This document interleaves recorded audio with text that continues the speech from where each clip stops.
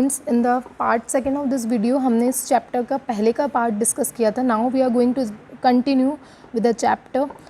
We left it at the point my grandmother accepted her seclusion with resignation.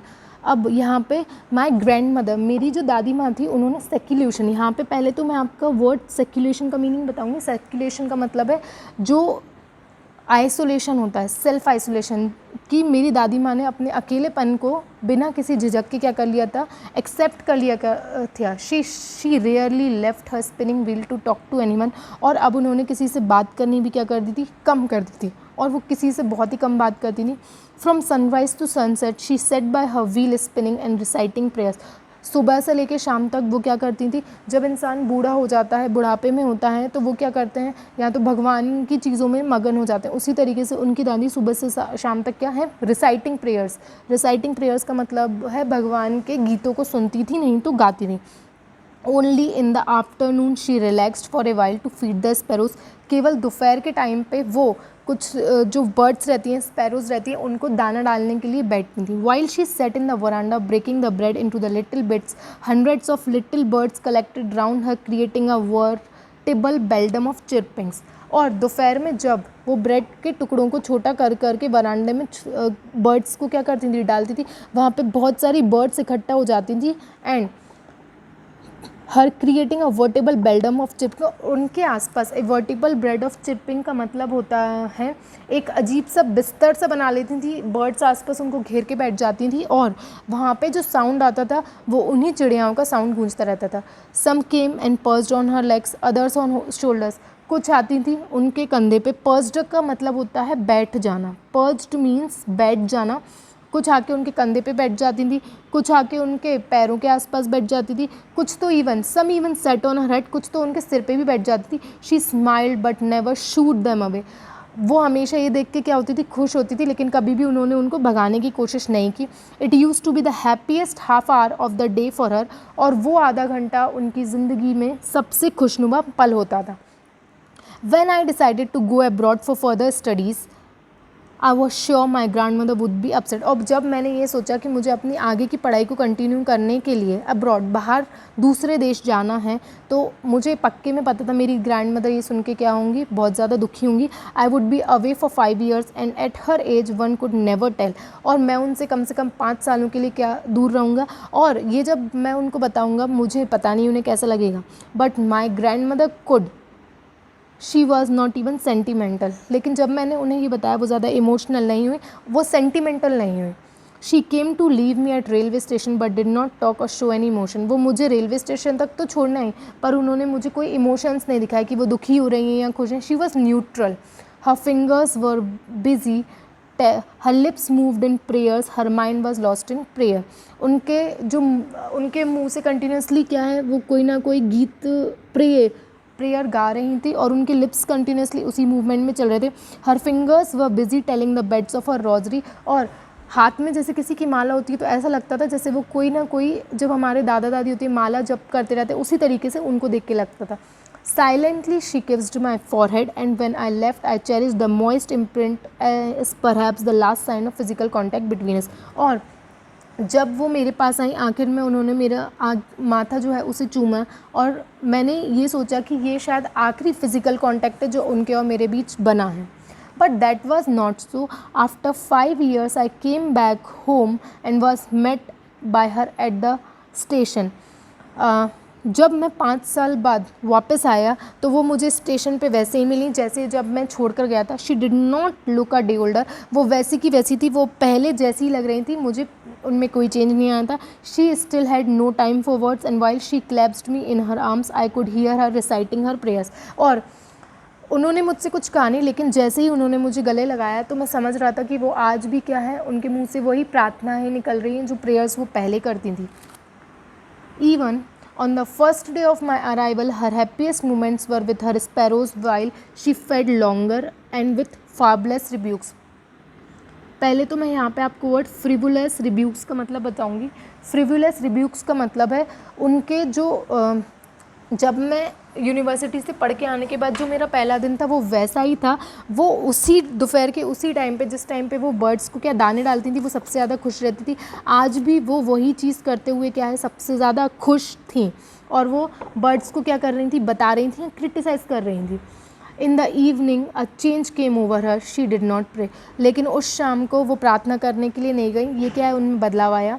She collected the women of the neighbourhood, got an old drum, started to sing. उन्होंने आसपास की औरतों को इकट्ठा किया, एक drum लिया और उस ड्रम को बजाना शुरू कर दिया और गीत गाने शुरू कर दिए। For several hours she thumped the sagging skins of deflated drum. अब यहाँ पे the sagging skins of deflated drum का मतलब है उन्होंने घंटों जो वो पुराना ड्रम था जिसकी कंडीशन बहुत ही ख़राब थी उसे क्या है ज़ोर से बजाना शुरू कर दिया। And सैंग of the home coming of warriors, और यहाँ वैरियर्स का मतलब है जैसे कोई लड़के कोई जंग जीत के वापस आया, उन्होंने वैसे गीत गाने क्या कर दिए, शुरू कर दिए। We had to persuade her to stop to avoid over straining. हमने उन्हें परसुएड मतलब हमने उन्हें बहुत ही ज़्यादा रोकने की कोशिश की, और ताकि ओवर स्ट्रेन मतलब वो अपने आप को ज़्यादा तकलीफ़ ना दें ड्रम बजाने में। That was the first time since I had known her that she did not pray. और ये पहली बार था इतने सालों में जब मैंने उन्हें प्रार्थना करते हुए नहीं देखा। The next morning she was taken ill, it was a mild fever and a doctor told us that it would go. और अगली ही सुबह वो क्या हो गई, उन्हें थोड़ा सा बुखार आ गया और डॉक्टर ने हमें कहा ये तो बहुत ही थोड़ा सा बुखार है और ये ठीक हो जाएंगी।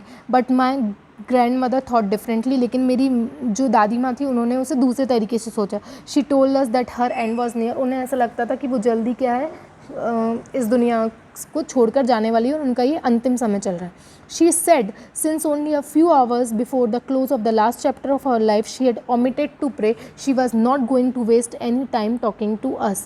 Omitted का मतलब होता है किसी चीज़ को क्या करना, बंद कर देना।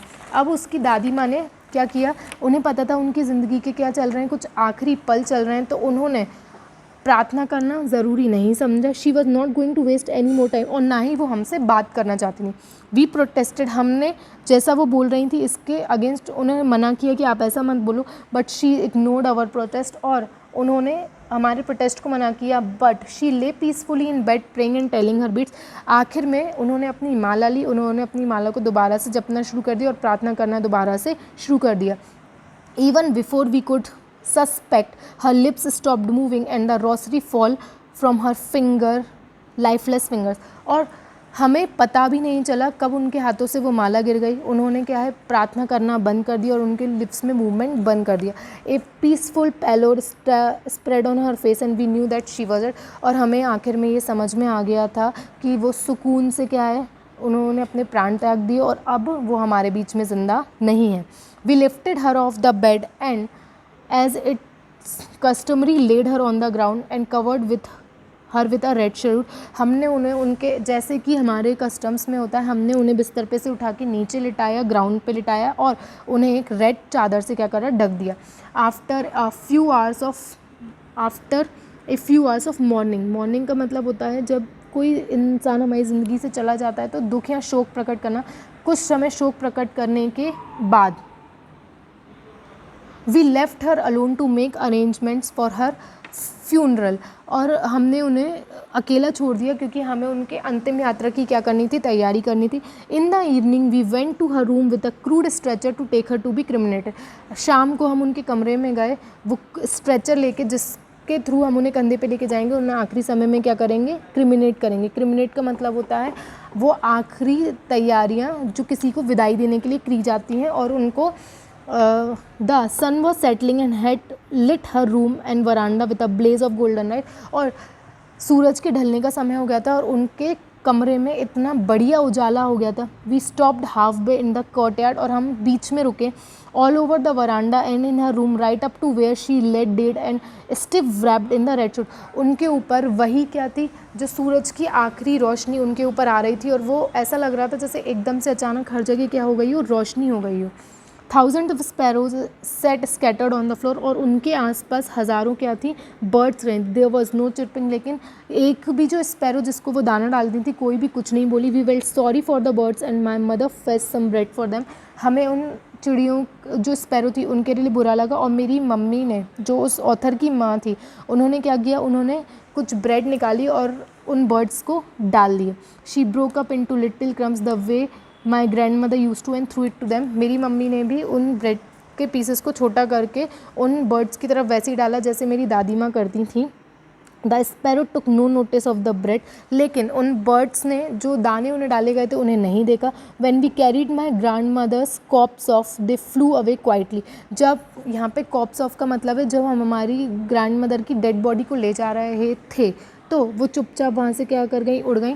Next morning the sweeper swept the bird crumbs into the dustbin. और अगले दिन जो स्वीपर था उन्होंने क्या किया, उन जो टुकड़े थे ब्रेड के उसको डस्टबिन में डाला. इस स्टोरी से हमें क्या मॉरल मिलता है कि कैसे एक बच्चे ने अपनी दादी माँ को देखा, कैसे उसकी दादी माँ के साथ वो बचपन में रहा, और जब आज उनके अंतिम समय में वो चली गई तो एक पूरी जर्नी डिस्क्राइब की हुई है. जर्नी कैसी, how a child has a thought और portrait of his grandmother. और वो कभी ये मानने को तैयार नहीं था उसकी ग्रैंड मदर भी कभी ब्यूटीफुल थी, और उसने कैसी एक बॉन्ड अपनी ग्रैंड मदर के साथ शेयर किया था.